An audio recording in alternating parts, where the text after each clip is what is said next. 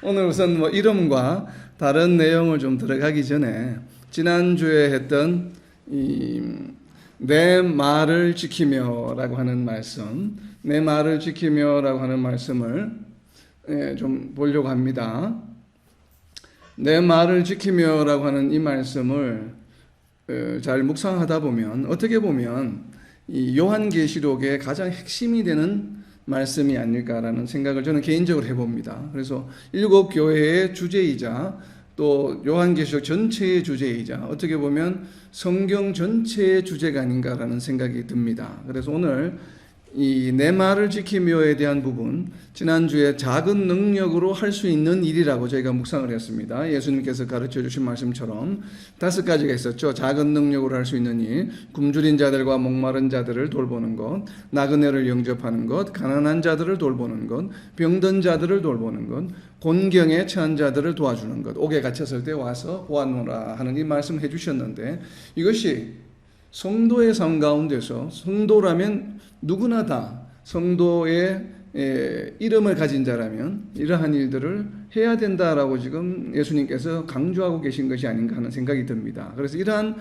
빌라델비아 교회 성도들의 모습을 보고 천국 문이 너희에게 열려 있다. 너희는 이미 천국 백성이다라고 선포하신 것으로 저는 이해가 됩니다. 자, 그렇다면 내 말을 지키며 할 때 내 말은 예수님의 말이죠. 그렇다면 내 말을 지키며라고 하는 것을 다르게 표현하면 어떻게 표현할 수 있을까요?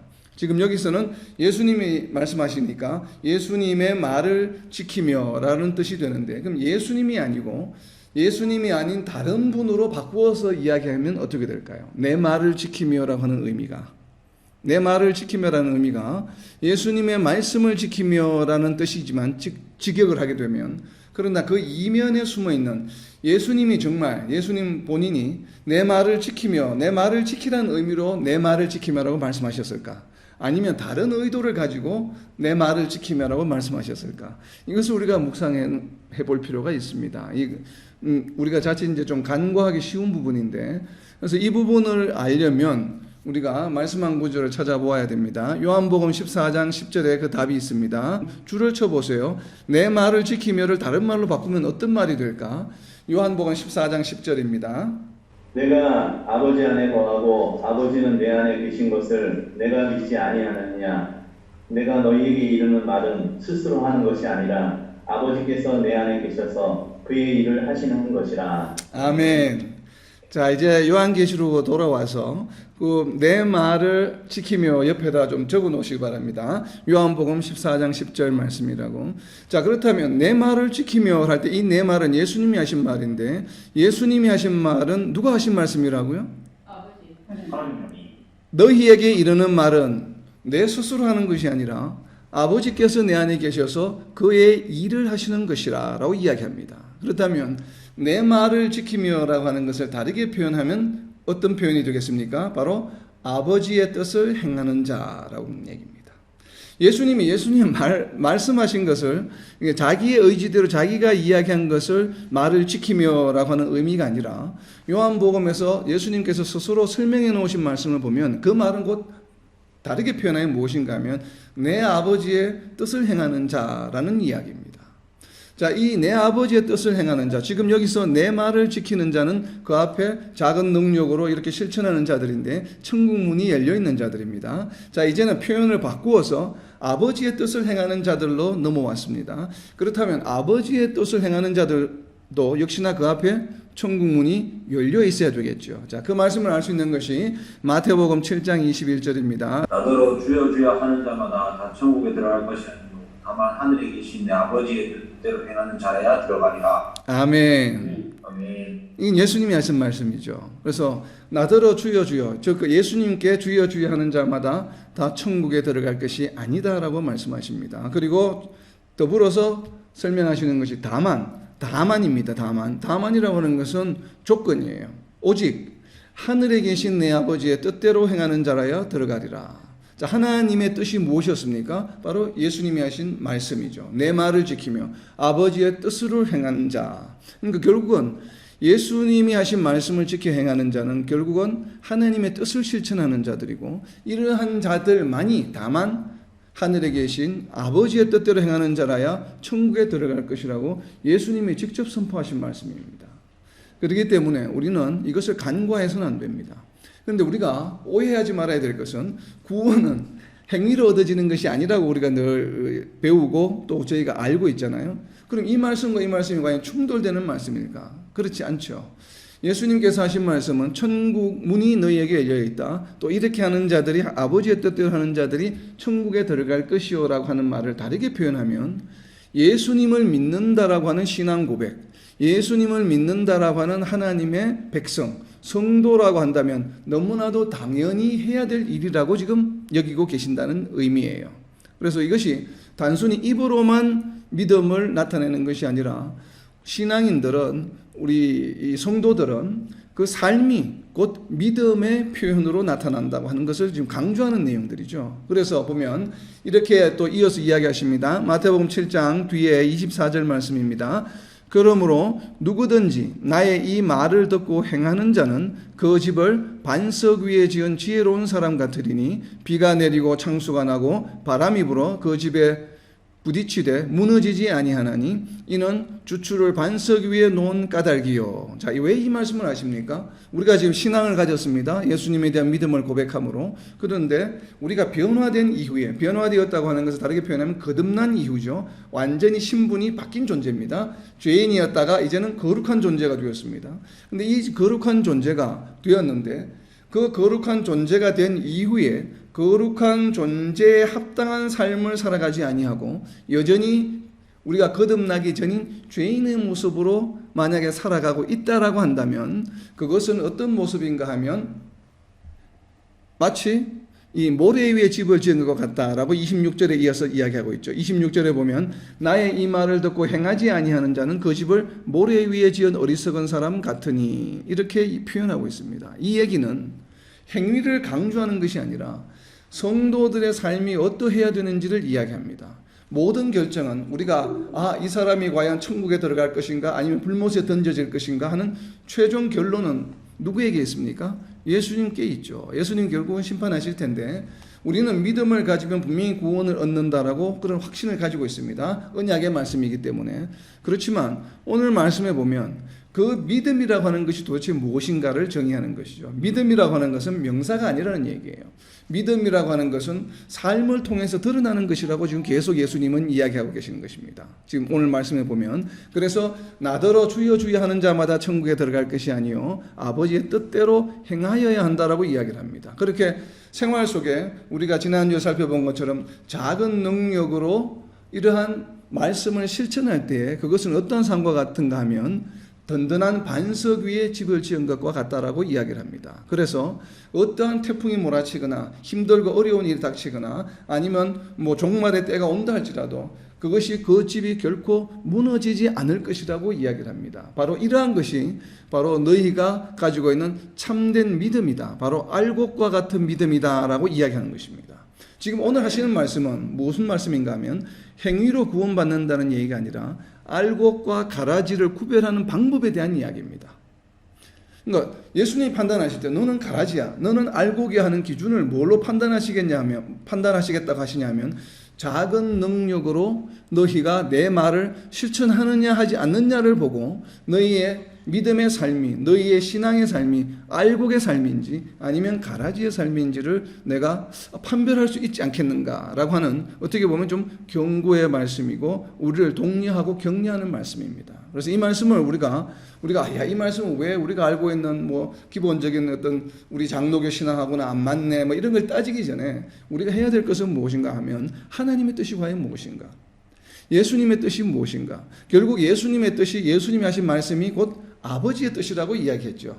예수님 안에 계신 아버지가 요구하시는 아버지의 뜻. 그런데 그 아버지의 뜻이 굉장히 우리가 생활 속에 실천하기 어렵다거나 불가능하다거나 아니면 어떤 여건이 주어져야만 할 수 있는 일이 아니었죠. 지난주에 보면 분명히 하나님의 백성이라면 성도라면 한 사람도 예외 없이 어느 누구나 그 집이 가난하거나 부유하거나 세상적인 권력이 있거나 없거나 거기에 유무에 많이 배웠거나 적게 배웠거나 이런 것에 상관없이 예수님을 믿는 자라면 누구나가 다 할 수 있는 일들이었습니까? 아니었습니까? 였습니다. 누구나가 다 할 수 있는 일이었죠. 그렇기 때문에 빌라델비아 교인들에게 작은 능력이라고 하는 표현을 굳이 거기에 더해서 하신 것이죠. 그래서 작은 능력으로 내 말을 실천했다 너희가. 우리 성도들이 모두가 순교하기를 원하시는 것이 아니에요. 순교는 지난주에 나눴습니다. 결코 작은 일이 아니에요. 굉장히 숭고하고 큰 일입니다. 성도들에게는. 그러나 이 빌라델비아 교회의 메시지를 보면 작은 능력으로 삶 가운데서 마치 사람들이 천국에서 살아가는 모습을 이 땅에서 보여주고 있다는 얘기예요. 바로 그러한 모습이 무엇인가 하면 굶주린 자들과 목마른 자들을 돌보고 나그네를 영접하고 가난한 자들을 돌보는, 병든 자들을 돌보는, 공경에 처한 자들의 말을 들어주고 위로하고 나누어주는 일들이에요. 이런 일들은 너희가 이 땅에서도 이미 천국의 삶을 살아갈 수 있다라고 지금 말씀하고 계시는 것입니다. 그래서 이렇게 작은 능력으로 아버지의 뜻을 실천하는 삶, 이러한 삶을 다르게 표현하면 무엇입니까? 바로 세상과 구별되는 삶이에요. 세상 사람들은 이렇게 살아가기가 쉽지 않습니다. 그러나 예수님을 믿는 하나님의 백성이라면 어느 누구나 예외 없이 모두가 다 이 5가지를 실천하며 살아가야 된다고 하는 것이에요. 그렇기 때문에 세상 사람들과 확연하게 구별된다는 존재들입니다. 구별되는 존재들이라는 얘기죠. 그래서 이렇게 세상과 구별되는 삶을 우리가 한 단어로 무엇이라고 이야기를 합니까? 바로 거룩이라고 이야기하죠. 그래서 하나님은 거룩하시다라고 이야기하는 것입니다. 그래서 성도들도 하나님과 같이 거룩하다라고 이야기하는 것은 세상과 구별되는 삶을 살아가는 존재들이다라고 하는 것입니다. 바로 이렇게 이러한 거룩한 삶, 세상과 구별되는 삶을 살아가고자 노력하는 것을 또 다른 한 신학적 단어로 무엇이라고 표현합니까? 바로 성화다라고 이야기하는 것입니다. 그래서 성화는 이미 이루어진 것이 아니에요. 이미 이루어졌다면 뭐 성화의 노력이 필요 없죠. 성화라고 하는 것은 그야말로 sanctification, 거룩하여지는 과정이에요. 오늘 우리가 5가지를 뭐 작은 능력을 할 수 있다라고 이렇게 나누었지만 사실 생활 속에 현실적으로 실천하는 것이 쉽지가 않죠. 그리고 이러한 5가지를 늘 삶 가운데서 실천한다는 것은 아직까지 여러 가지 이것을 만족하지 못하는 성도들이 만족하는 성도들보다는 훨씬 숫자가 많을 것입니다. 그러면 어떻게 우리가 이해를 해야 되냐면, 그렇기 때문에 우리가 누구나 다 예수님 앞에 갈 때까지, 그러니까 우리의 육신의 생명이 다해서 죽음이라고 하는 관문을 통해서 영은 예수님께로, 그리고 육신은 흙으로 돌아가는 그 순간 이전까지 우리는 이러한 삶을 살아갈 수 있는 존재가 되기 위해서 노력해야 된다고 하는 것입니다. 이것이 바로 빌라델비아 교회에 지금 주는 메시지예요. 이것을 우리가 성화다라고 이야기를 하는 것입니다. 자, 그렇다면 우리가 이런 질문이 또 들죠. 나도 마음으로는 굶주린 자들을 돌보고 싶고 또 그 고아를 보게 되면 이 고아원에 가서 고아들을 잘 돌보고 또 이렇게 하고 싶은데, 사실 나는 아무리 생각해도 성격상 아니면 태어난 기질상 그러한 은사는 없어요. 그렇지만 찬양을 얼마든지 잘할 수 있는 은사는 있어요. 또 나는 뭐 또 이런 걸 잘 못하지만 가르치는 은사는 있어요. 또 이런 건 뭐 병든 자를 잘 돌보지는 못하지만 또 교회에서 이렇게 열심히 봉사하고 헌신하는 것도 잘할 수 있어요. 사람마다 다 이렇게 주어진 은사들이 다르기 때문에 여러분들이 지금 뭐 이 5가지 작은 능력을 할 수 있는 일을 전부 다 우리가 뭐 다 잘하지 한다고 해도 우리가 결코 실망할 필요는 없습니다.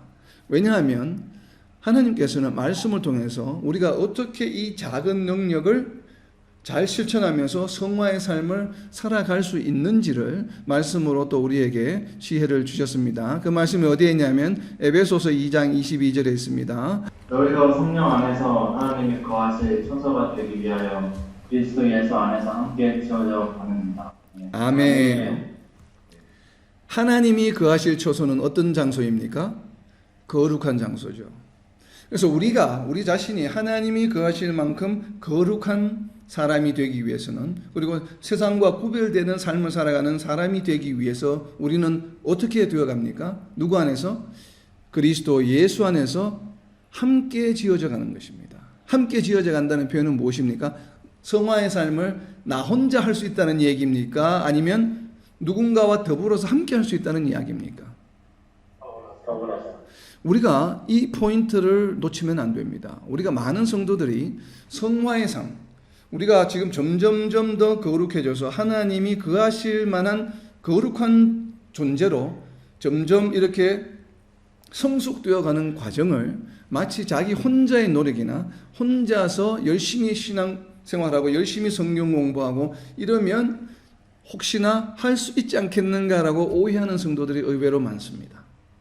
그래서 성도 간의 교제, 교회 공동체의 어떤 생활을 좀 등한시하고 심지어는 무교회를 주장하는 이들도 나타나게 되는 것입니다.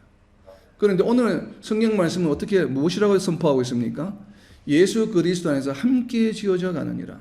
혼자 지어져 가는 것이 아니에요. 성경 어디에도 우리가 에베소는 특별히 교회론에 관한 책이죠. 보면 에베소서뿐만 아니라 많은 성경 부분에 보면 신앙의 생활, 하나님이 거하실 만한 거룩한 존재, 세상과 구별되는 삶을, 성화의 삶을 혼자 이루어 갈 수 있다라고 표현된 성경 구절은 제가 지금까지 본 적이 없습니다. 어느 성경에도. 항상 성경에 보면 너희가 함께 이루어져 가느니라.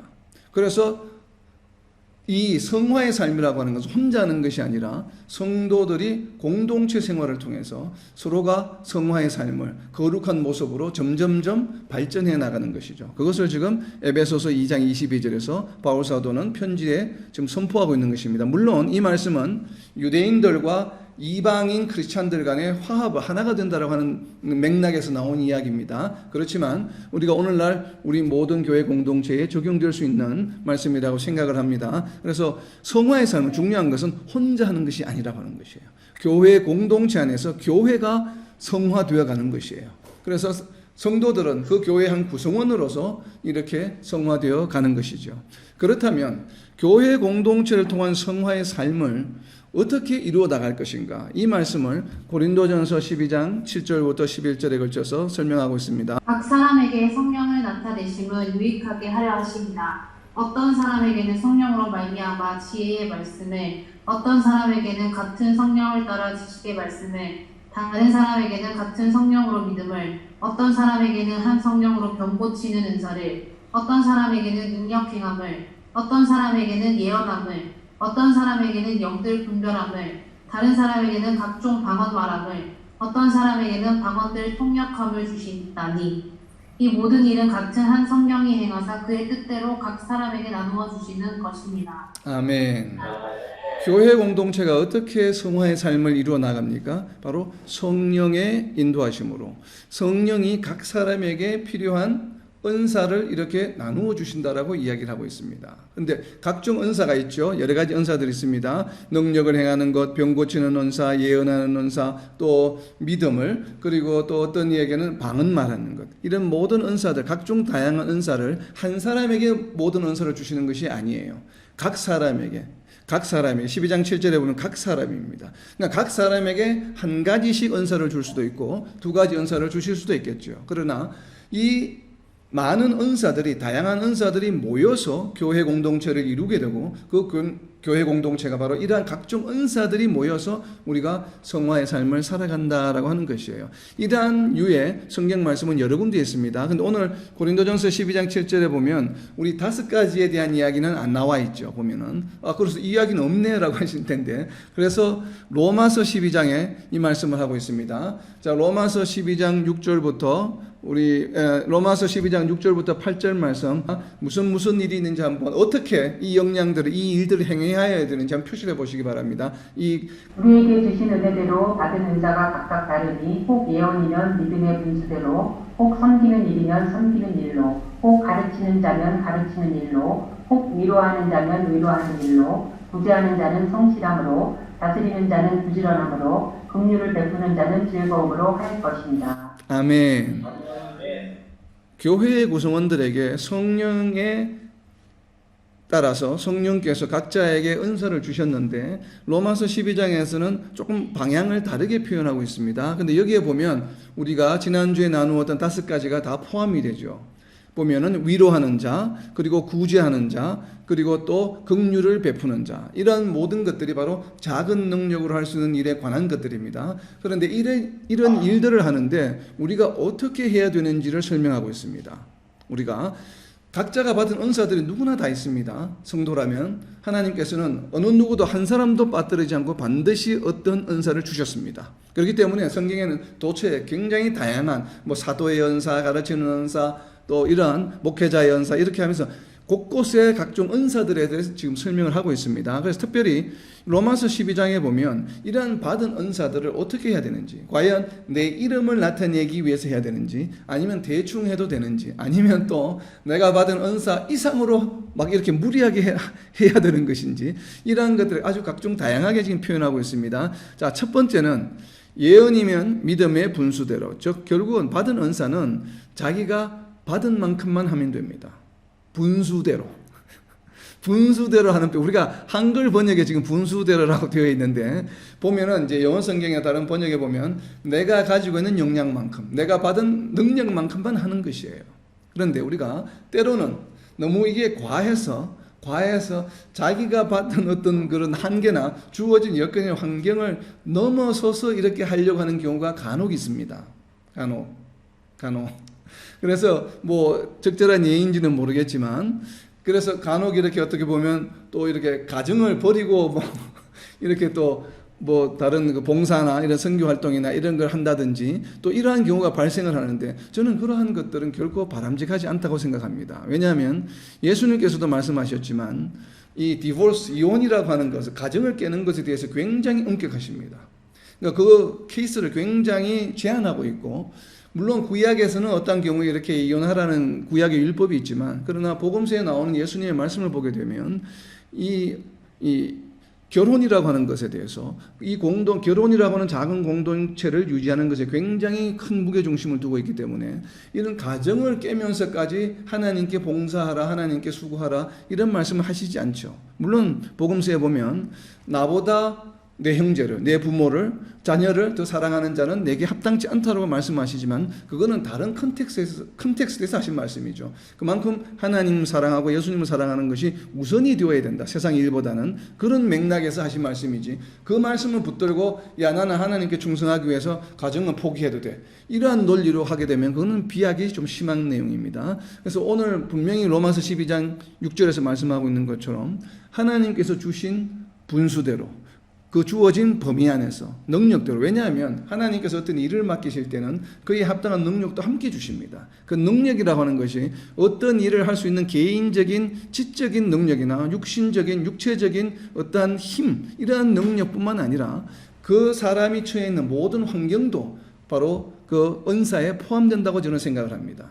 그래서 귀한 가정을 주셨다고 하는 것은 그 가정을 통해서 가정과 함께 하나님의 일을 하기 원하시는 것이지, 그 가정과 분리되어서 하나님의 일 따로 가정 일 따로 이렇게 하기를 원하시지 않는다라고 저는 생각을 합니다. 그래서 우리가 이러한 부분에 대한 오해가 좀 없었으면 좋겠습니다. 그래서 믿음의 분수대로라는 것은 주어진 여건과 환경에 지금까지 내게 주신 모든 것이 하나님께서 주신 것이죠. 그렇기 때문에 바로 거기에 맞게끔 하는 것이 굉장히 중요하다라는 얘기입니다. 자, 그리고 좀 말씀을 좀 건너뛰어서 뒤에 보면 이제 섬기는 일, 가르치는 일, 위로하는 일 다음에 보면 8절 중반 부분입니다. 어떻게 하라고 이야기합니까? 성실함으로 일하라고 합니다. 하나님께서 우리에게 성령을 통해서 은사를 주셨을 때는 그 은사를 어떻게 활용하라는 얘기입니까? 잘 활용하라는 얘기예요. 그래서 성실함으로, 그리고 또 부지런하게 해야 된다는 것입니다. 게으르게 해서는 안 된다는 얘기죠. 그리고 또 마지막에 나와 있는 것은 중요한 것입니다. 즐거움으로 하는 것입니다. 우리가 교회에 어떤 맡은 직분이 있기 때문에 내가 마지못해서 한다든지 아니면 무언가 다른 목적으로 일을 하는 것이 아니라 어떻게 해야 됩니까? 즐거운 마음으로 해야 돼요. 기쁨이 넘치는 마음으로. 그러니까 각자에게 주신 은사가 있는데 이 은사를 활용하는 4가지 방법입니다. 분수대로 하는 것, 성실하게 하는 것, 부지런하게 하는 것, 그리고 가장 중요한 즐겁게 하는 것입니다. 아멘. 그래서 우리 특히 목회하시거나 교회 지도자 역할을 하시는 분, 선교를 하시는 분들은 그 표정이 어떻게 되겠습니까? 이게 스마일 미소가 나야 되겠죠. 이 선교하시고 목회 일을 하고 교회 지도자 역할을 한다고 하면서 항상 찡그리는 얼굴을 하고 있다라면 은혜가 안 되겠죠. 그래서 물론 때로는 사람을 상대하고 성도들을 이렇게 인도하고 또 이렇게 보살핀다는 게 굉장히 힘든 일입니다. 어떻게 보면 일 중에서 가장 힘든 일이죠. 워낙 다양한 사람들이 모여있기 때문에 어렵고 힘든 일이지만 그래도 그 일들 가운데서 하나님의 은혜를 체험하고 우리가 즐거운 마음으로 하는 것이 필요합니다. 근데 이 즐거운 마음이 생기기 위해서는 무엇이 전제가 되어야 될까요? 다양한 사람들, 말도 안 되는 요구를 하는 성도들이 있다 할지라도 그들을 긍휼히 여기는 마음이 있으면 됩니다. 그래서 여기에 긍휼을 베푸는 자는 즐거움으로 할 것이니라라고 표현하는 이유입니다. 우리가 지난주에 나눈 것처럼 작은 능력으로 사랑을 실천하는 내용들이죠. 5가지가 다 보면 그 사랑을 실천하는 내용의 첫 출발이 무엇이었습니까? 바로 긍휼이에요. 긍휼한 마음이 있으면 때로 사람들이 고달프게 하고 못살게 굴어도 불쌍히 여기는 마음 때문에 즐거운 마음으로 할 수 있다라고 지금 우리에게 지혜를 주시고 있는 것이죠. 로마서 12장을 통해서. 그래서 우리가 4가지입니다. 주어진 여건 안에서 성실하게 부지런하게 즐거운 마음으로 행하는 것입니다. 자, 이제 다음 키워드인 오늘 핫 이슈가 될 텐데 내 이름입니다. 과연 내 이름을 배반하지 않았으며 라고 이야기했는데 과연 도대체 그렇다면 내 이름은 어떤 이름을 말할까? 자, 성경에 여러분이 공부하시면서 보셨겠지만 예수님에 관한 이름은 셀 수 없을 정도로 많습니다. 굉장히 많은 이름이 나오는데 자, 그러면 그 이름 중에 과연 어떤 이름을 말씀하시는 것일까? 과연 내 이름을 배반하지 않으며 내 이름은 예수인데 등록된 이름은 그럼 내 이름이 예수라는 것을 배반하지 않았나? 그럼 이게 무슨 뜻일까? 라고 하는 이런 이제 좀 우리가 의구심을 가지게 되는데 우선 요한계시록이기 때문에 요한계시록에 나오는 예수님의 이름을 나타내는 성경 구절들이 있습니다. 요한계시록 19장입니다. 요한계시록 제가 빨리 읽겠습니다. 한번 줄을 쳐보시기 바랍니다. 요한계시록 특별히 19장에 있습니다. 요한계시록 19장 16절에 보면 그 옷과 그 다리에 이름을 쓴 것이 있으니 만왕의 왕이요 만주의 주라 하였더라. 자, 여기는 이름을 직접 거명하고 있습니다. 다리에 이름을 분명히 썼습니다. 근데 다리에 쓴 이름을 보니까 만왕의 왕 만주의 주라고 표현하고 있습니다. 예수님의 이름이죠. 자, 그리고 이제 앞으로 가서 11절입니다. 요한계시록 19장 11절에 보면 또 내가 하늘이 열린 것을 보니 보라 백마와 그것을 탄 자가 있으니 그 이름은 충신과 진실이라 그가 공의로 심판하며 싸우더라. 또 이번에는 이름을 충신과 진실이라고 표현하고 있습니다. 자, 13절입니다. 13절에 보면 또 그가 피 뿌린 옷을 입었는데 그 이름은 하나님의 말씀이라 칭하더라. 자, 여기에만 이름이 벌써 몇 가지가 나왔습니까? 5가지가 나왔죠. 만왕의 왕, 만주의 주, 충신, 진실, 그리고 하나님의 말씀이다라고 이야기하고 있습니다. 요한일서 1장 14절에 보면 이 말씀에 관한 얘기가 있죠. 말씀이 육신이 되어 우리 가운데 거하심에 우리가 그 영광을 보니 아버지의 독생자의 영광이요 은혜와 진리가 충만하더라. 여기도 보면 진리, 진실이라는 이야기가 나옵니다. 바로 이런 것처럼 예수님의 또 하나의 이름은 무엇인가 하면 하나님의 말씀입니다. 자, 그렇다면 지금 빌라델비아 교인들에게 말하는 내 이름을 배반하지 않았다라고 했을 때 과연 어떤 이름일까요? 이 중에 있는 이름일까요? 저는 개인적으로 우리가 지금 살펴본 이 5가지의 이름은 아니라고 생각합니다. 왜냐하면 빌라델비아 지금 교회 말씀하시는 뒤에 나오는 12절에 보면 이 이름이 어떤 이름인지 이미 이야기하고 있습니다. 빌라델비아 교회의 말씀에 요한계시록 3장 12절입니다. 3장 12절에 보면 이기는 자는 내 하나님 성전의 기둥이 되게 하리니 그가 결코 다시 나가지 아니하리라. 내가 하나님의 이름과 하나님의 성 곧 하늘에서 내 하나님께로부터 내려오는 새 예루살렘의 이름과 나의 새 이름을 그의 위에 기록하리라. 라고. 아멘. 지금 여기 이름이 몇 가지가 나옵니까? 하나님의 이름, 예루살렘의 새 이름, 나의 새 이름. 여기서 나는 누구입니까? 바로 예수님이죠. 그래서 예수님의 새 이름입니다. 자, 그렇다면 지금 내 이름을 배반하지 않았다고 했을 때 이 이름은 무엇이겠습니까? 바로 예수님의 새 이름입니다. 이것은 분명하겠죠. 왜냐하면 지금 빌라델비아 교인들에게 하시는 말씀 중에 나오는 내용이기 때문에 내 이름을 배반하지 않았다라고 하는 것은 바로 어떤 이름인가 하면 그의 위에 성도들 위에 기록할 예수님의 새 이름을 말합니다. 그럼 과연 예수님의 새 이름은 무엇일까? 예수님의 새 이름은 무엇일까요? 예수님의 새 이름은 무엇입니까? 원래 예수님의 이름은 무엇이었습니까? 원래 예수님의 이름은 무엇이었습니까? 예수였죠, 예수. 원래 예수님의 이름은 예수잖아요. 예수라고, 어렸을 때부터 예수라고 불렀습니다. 이름입니다. 유대인 가정에서 불렸던 이름입니다. 그런데 새 이름은 그럼 무엇이겠습니까? 예수가 아닌 딴 이름이겠죠. 이것을 예수가 아닌 예수님이 아닌 딴 이름을 말하는 것입니다. 새 이름이라고 하는 것은 이 새 이름은 예수가 아니에요. 지저스가 아니에요. 새 이름은 이 새 이름이 무엇인지를 알려면 도대체 그럼 새 이름은 무엇을 말할까요? 새롭게 장명한 것입니까? 그러니까 새 이름은 도대체 무엇인가? 그러면 새 이름이, 왜냐하면 지금 성경에 보면 예수님 이름이 너무나 많이 나와요. 지금 요한계시록 19장만 봐도 지금 5가지가 나와요. 그럼 이 중에 어떤 이름이 도대체 새 이름일까? 우리가 찾아야 될 거 아니에요. 이 지금 뒤에 나오는 내용을 계속 이해하려면 새 이름이 무엇인지, 이 이름이 무엇인지를 아는 것과 모르는 것에 큰 차이가 있습니다. 은혜를 받는데. 자, 그렇다면 새 이름이 도대체 무엇일까? 이 새 이름, 분명히 새 이름이라고 말씀하셨는데 새 이름의 개념을 먼저 알아야 합니다. 새 이름은 어떤 것을 새 이름이라고 하냐면 어떤 것을 새 이름이라고 하는지를 알기 위해서는 이사야서 62장 2절을 보아야 합니다. 이사야서 62장 2절을 읽을 때 여러분들 한번 새 이름은 어떤 이름일까를 한번 생각해 보세요. 새 이름은 무엇을 새 이름이라고 하는지. 이사야서 62장 2절입니다.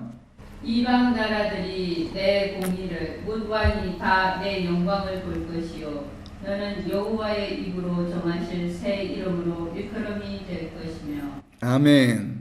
아멘. 자, 여기서 새 이름은 무엇을 말합니까? 여호와의 입으로 주시지. 여호와의 입으로, 하나님의 입으로 붙여주신 이름입니다. 새 이름은 무엇이라고요?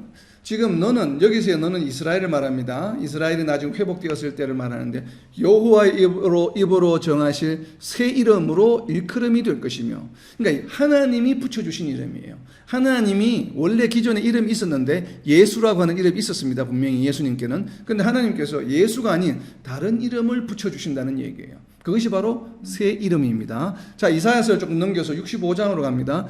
65장 15절에, 이사야서 65장 15절입니다. 또 너희가 남겨놓은 이름은 내가 택한 자의 저주거리가 될 것이니라. 주 여호와 내가 너를 죽이고 내 종들은 다른 이름으로 부르리라. 예수님은 지금 성도들을, 자기의 종들을 다른 이름으로 부르시겠다고 이야기합니다. 바로 이 다른 이름이 바로 무슨 말이에요? 새 이름이죠. 다른 이름으로 부르리라. 새 이름. 그래서 하나님께서 붙여주신 새 이름입니다. 하나님께서는 구약시대 때 새 이름을 붙여주신 인물들이 있습니다. 어떤 인물들이 있습니까? 아브라함을 아브라함이라고 불러주셨죠. 그죠? 그리고 또 야곱을 뭐라고 불러주셨습니까? 야곱을 이스라엘이라고 불러주셨습니다. 그러니까 하나님께서 직접 아브라함에게 나타나셔서 아브라함의 이름을 바꾸어 주셨습니다. 그리고 야곱에게 나타나셔서 야곱의 이름도 이스라엘로 바꾸어 주셨습니다. 이것은 우리가 이 메커니즘을 이해를 해야 합니다. 하나님께서는 하나님의 일을 이 땅에서 행하실 때 기존에 그 사람이 쓰고 있던 이름을 그대로 사용하십니까? 이름을 바꾸어 주십니까? 이름을 바꾸어 주신다는 얘기입니다. 이름을 바꾼다는 얘기를 다르게 표현하면 무엇이에요? 그 사람의 정체성이 지금 바뀌었다라고 하는 것이에요. 예전에는 이렇게 불렸지만, 아브라함이라고 불렸지만 이제는 너는 아브라함이야. 모든 민족의 아버지야. 이런 뜻입니다. 그러니까 이름의 뜻이 바뀌는 것입니다. 자, 예수님이 태어나서 붙여진 이름이 무엇이었습니까? 태어나서 붙여진 이름이 뭐예요? 예수죠. 그러니까 예수라고 불렸잖아요. 그래서. 자, 예수님 불렸어요. 그런데 이제는 예수님이 아이로 자라나서 어른이 된 때까지 사용했던 이름은 무엇이었습니까? 예수라고 하는 이름이었습니다. 그런데 이제는 하나님의 사역을 감당할 때가 되었습니다. 그럴 때는 하나님께서는 어떻게 하시겠습니까? 또 아브라함에게 하셨던 것처럼 새로운 이름을 붙여주십니다. 자, 그렇다면 그때에 하나님께서 예수님께 새로운 이름을 붙여주셨겠구나. 하나님의 사역을 감당할 때, 즉 공생애를 시작할 때에 하나님께서는 예수님의 이름을 바꾸어 주셨겠구나. 다른 이름으로 불러주셨겠구나 라는 것을 우리가 짐작해 볼 수 있습니다. 과연 그랬는지 아닌지를 우리가 확인하려면 어디를 보면 됩니까? 바로 예수님이 공생애의 생활을 시작했던 복음서에 가서 시작하는 장면을 살펴보면 됩니다. 바로 언제입니까? 예수님이 세례를 받으시는 장면입니다. 누가복음 3장 22절입니다. 어떤 이름으로 불러주셨는지, 어떤 이름인지 한번 표시해 보시기 바랍니다. 누가복음 3장 22절입니다. 성령이 비둘기 같은 형체로 그의 위에 강림하시더니 하늘로부터 소리가 나기를 너는 내 사랑하는 아들이라 내가 너를 기뻐하노라 하시니라. 아멘. 아멘. 뭐라고 불러주셨습니까? 이름을? 사랑하는 아들이다. 자, 지금 예수님께서 세례를 받으시는 것이 무엇입니까? 공생애의 시작입니다. 공생애의 시작을 알리는 하나님의 사역을 지금부터 실현해 나가는 시기에 하나님께서 하늘로부터 소리가 들렸다는 얘기는 누구의 음성입니까? 하나님의 음성이죠. 하나님께서 아브라함에 나타나셨던 것처럼 야곱에게 나타나셨던 것처럼 예수님께도 나타나셔서 이제는 이름을 바꾸어 주십니다. 더 이상 예수라 부르지 않은 건 무엇이라고 부릅니까? 내 사랑하는 아들이라. 그렇다면 예수님의 새 이름은 무엇입니까? 사랑하는 아들입니다. 다르게 표현하면 하나님의 아들이다라고 하는 것이죠. 내 이름을 배반하지 않았으며 라고 하는 것은 무슨 말씀입니까? 다르게 표현하면 하나님의 아들을 배반하지 않았으며 라고 하는 것입니다. 이것이 우리가 충신을 배반하지 않았으며 진실을 배반하지 않았으며 만왕의 왕임을 만유의 주임을 배반하지 않았으며 이런 의미가 하고는 완전히 다르죠. 의미가 하나님의 아들임을 배반하지 않았으며 즉 하나님의 아들이라고 하는 것 다르게 표현하면 무엇입니까? 메시아예요. 구세주입니다. 하나님의 아들 메시아. 그래서 예수님이 하나님의 아들이시다라고 하는 이 사실을 저버리지 않았다라고 하는 얘기입니다. 그러니까 이제 이해가 되죠. 예수님이 하나님의 아들이시다라고 하는 것. 구약에서 보내주시겠다고 하는 메시아로 보내주시겠다고 하는 그 메시아가 바로 예수님이라고 하는 것. 하나님의 아들이라고 하는 이 사실을 부정하지 않았어요. 부인하지 않았어요. 잃어버리지 않았어요. 끝까지 이 사실을 지켰다라고 하는 의미입니다. 그래서 내 이름을 배반하지 않았다라고 이 이야기는 무엇인가 하면 예수님이 하나님의 아들이다라고 하는 것을 인정하며 끝까지 신앙생활을 했다라고 하는 이야기죠. 그러니까 이제 조금 더 우리가 이 말씀이 구체적으로 이해가 되죠. 자, 그리고 조금 더 이어서 가겠습니다. 그렇기 때문에 이 이름은 하나님의 아들, 사랑하는 아들이다라고 하는 것을 기억해 두시고 그러면 그 다음에 좀 쉽게 이해가 됩니다. 배반하지 않았다라고 하는데 이 한글 번역을 배반하지 않았다라고 표현했는데 조금 한글 번역은 조금 과격하게 표현한 것 같아요. 배반하지 않았다는 이 표현이 원래는 이 배반하지 않았다라고 번역된 헬라어는 이 배반하다는 표현하고는 조금 한글 표현하고는 조금 뉘앙스가 좀 다릅니다. 에르네소라고 하는 단어인데 에르네소라고 하는 것은 아르네오마이라고 하는 단어의 이제 이 변형입니다. 변형된 말씀인데 과거형으로 아르네오마이라고 하는 단어는 배반하지 않았다는 표현보다는 이 원래 의미는 뭐냐면 디나이예요. 거부하다는 뜻입니다. 디나이 한다는 뜻이에요. 그래서 결국은 예수님의 이름을 거부하지 않았다라고 하는 것이 조금 더 원어에 가깝습니다. 해석이. 그러면 그건 무슨 말이에요? 예수님이 하나님의 아들이심을 거부하지 않았다라고 하는 얘기입니다. 그 얘기는 예수님을 하나님의 아들로 복음을 받아들였다라고 하는 얘기죠. 왜냐하면 빌라델비아 교인들의 그 삶을 통해서 바로 그러한 얘기입니다. 그래서 이 아르네오마이라고 하는 것은 디나이, 거부하다 혹은 누군가를 따르기를 거부하는 것을 말합니다. 그러니까 리젝트하는 것이에요.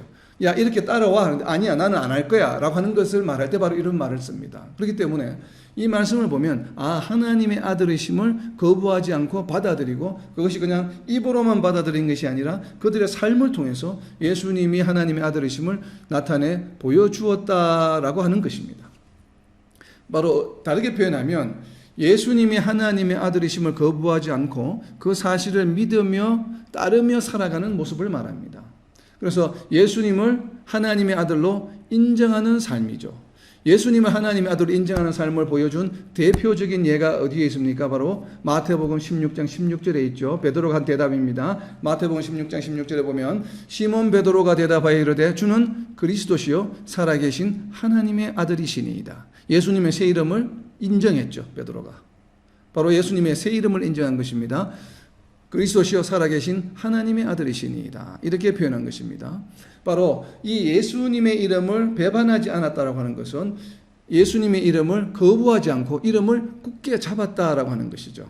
예수님의 이름을 굳게 잡은 것입니다. 이 표현을 요한계시록에서는 앞에 나와 있던 교회에서 이미 하고 있습니다. 요한계시록을 가볼게요. 요한계시록 2장 13절 내용입니다. 요한계시록 2장 13절에 보면 네가 어디에 사는지를 내가 아노니 거기는 사탄의 권자가 있는 데라. 네가 내 이름을 굳게 잡았어. 내 충성된 정인 안디바가 너희 가운데 곧 사탄이 사는 곳에서 죽임을 당할 때에도 나를 믿는 믿음을 저버리지 아니하였도다. 내 이름을 굳게 잡았다는 이 이름은 무슨 이름입니까? 새 이름 하나님의 아들, 사랑하는 아들이라고 하는 이 이름, 예수님이 하나님의 아들이심을 굳게 잡았다라고 하는 얘기예요. 그러니까 이제 이해가 잘 되죠. 이 말씀들이 다. 내 이름을 굳게 잡아서 충성된 믿음을 저버리지 않았다. 이 믿음의 대상은 예수님이 하나님의 아들이다라고 하는 이 믿음을 말합니다. 그래서 결국은 이 핍박을 이겨내면서까지, 핍박을 당하면서까지도 예수님이 하나님의 아들이심을 인정하는 것입니다.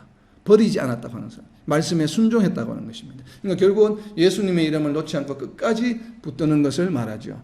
예수님의 이름을 놓지 않고 끝까지 붙드는 것을 예수님은 또 어떻게 표현하고 계신가 하면 마태복음 16장 19절입니다. 우리가 지난번에 살펴보았던 말씀인데 마태복음 16장 19절 말씀입니다. 내가 천국 열쇠를 내게 주리니 네가 땅에서 무엇이든지 매면 하늘에서도 매일 것이요 네가 땅에서 무엇이든지 풀면 하늘에서도 풀리리라 하시고, 자, 여기서 매는 대상은 무엇이 될까요?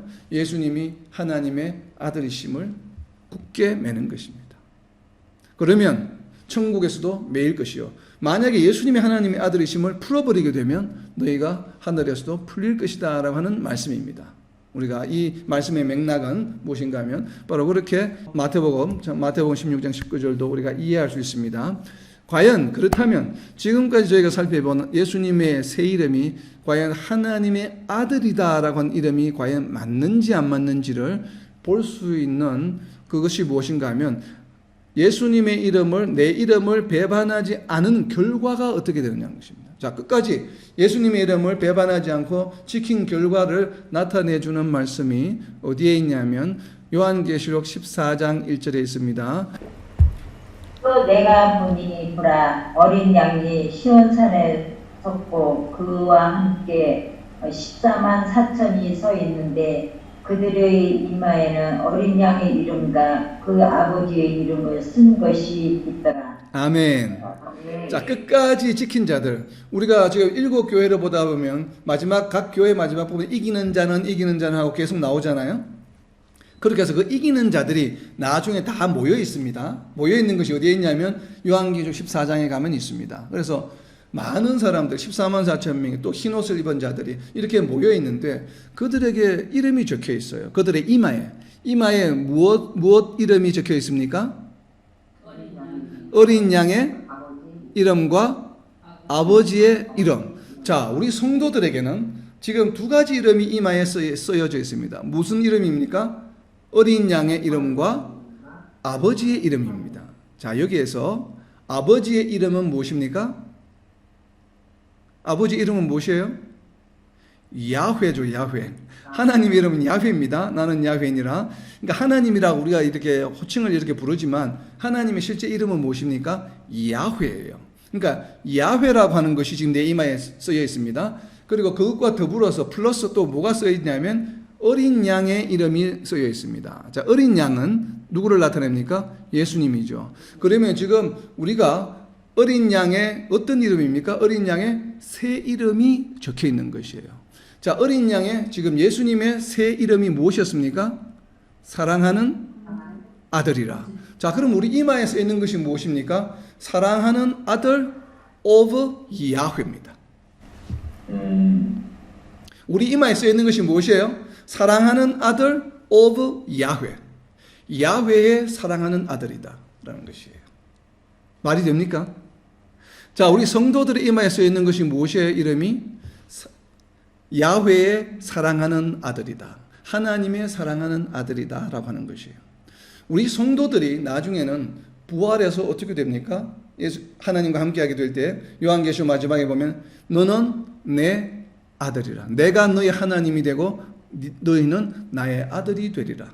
그리고 로마서에도 보면 우리가 하나님을 믿으면 어떻게 됩니까? 우리가 하나님의 아들이 되게 해주셨죠. 양자의 영을 우리에게 주신다. 우리가 양자 되게 하셨다는 것입니다. 그 표현이 바로 무엇인가 하면 우리 이마에 이름을 새겨주셨다라고 하는 것이에요. 우리가 예수님을 믿는다고 하는 것은 예수님을 믿는 그 순간에 우리의 신분이 어떻게 되었습니까? 세상 속에 속한 죄인이었다가 이제는 하나님의 아들이 된 것입니다. 이 하나님의 아들이 어디에 적혀 있습니까? 우리 이마에. 지금 여러분 이마에 보이세요? 우리 눈에는 안 보이지만 하나님의 눈, 예수님의 눈, 성령께서는 보시는 겁니다. 우리 이마에 뭐라고 쓰여 있다고요? 사랑하는 아들 of 야훼라고 쓰여 있습니다. 사랑하는 아들이라고 전부 다 쓰여 있는 것입니다. 우리 성도들은. 그렇기 때문에 하나님의 사랑하는 아들들의 삶은 어떠해야 됩니까? 바로 하나님의 사랑하는 아들이라고 여러분 여기 적혀있다고 한번 생각해 보세요. 지금 눈에 안 보여서 그렇지 여기에 사랑하는 아들이라고 적혀있으면 나가서 사랑할 수 있겠습니까? 사랑 안 하겠습니까? 사랑할 수밖에 없겠죠. 사랑하는 아들이라고 간판을 붙이고 다니는데 어떻게 사랑하지 않는 행동을 할 수 있겠습니까? 그러니까 여러분들은 지금 우리 이마에 무엇이 쓰여 있는지를 반드시 기억해야 됩니다. 우리 이마에 뭐라고 쓰여 있다고요? 사랑하는 아들 오브 야훼. 하나님의 사랑하는 아들이라고 여러분 다 적혀 있습니다. 제 눈에는 다 보입니다. 이렇게 사랑하는 아들 오브 야훼라고. 우리가 밖에 나갈 때마다 이것을 명심해야 됩니다. 내가 지금 그냥 걸어가는 것처럼 보이지만 세상 사람들이 나를 그냥 보는 것 같지만 우리를 무엇으로 본다고요? 사랑하는 아들 오브 야훼라고 본다는 것입니다. 그렇기 때문에 우리는 작은 능력으로 바로 이 사랑하는 아들, 하나님의 사랑하는 아들이기 때문에 하나님이 세상을 사랑한 것 같이 우리도 하나님을 대신해서 하나님의 사역을 우리가 대신 그 명패를 달고 이마에 명패를 달고 작은 능력으로 하나님의 사랑을 실천하는 것입니다. 그렇기 때문에 이러한 실천은 누구나 다 할 수 있게끔 하나님이 해주신다는 것이에요. 그래서 가난한 자들, 배고픈 자들, 목마른 자들, 어려움에 처한 자들을 보게 되면 외면하지 않고 그들에게 다가가서 그들을 사랑하는 것이에요. 그런데 우리가 각자가 모두가 그러는 것이 아니라 그것을 누가 한다고요? 바로 성도들이 모여있는 교회 공동체가 그 일을 감당한다고 하는 것입니다. 그래서 교회 공동체가 교회의 이름으로 고아들을 구제하기도 하고 가난한 자들을 구제하기도 하고 또 교회의 몸된 구성원이 된 우리는 그것에 물질적으로 지원하기도 하고 기도로 지원하기도 하고 또 찬양으로 지원하기도 하고 말씀을 나눔으로써 또 나누기도 하고 또 서로 격려함으로써 나누기도 하고 이렇게 성화의 삶을 살아간다고 하는 것입니다. 우리가 직접적으로 그런 일을 하지 않고 있다고 해서 우리가 지금 하나님의 사랑을 나누고 있지 않은 것이 아니에요.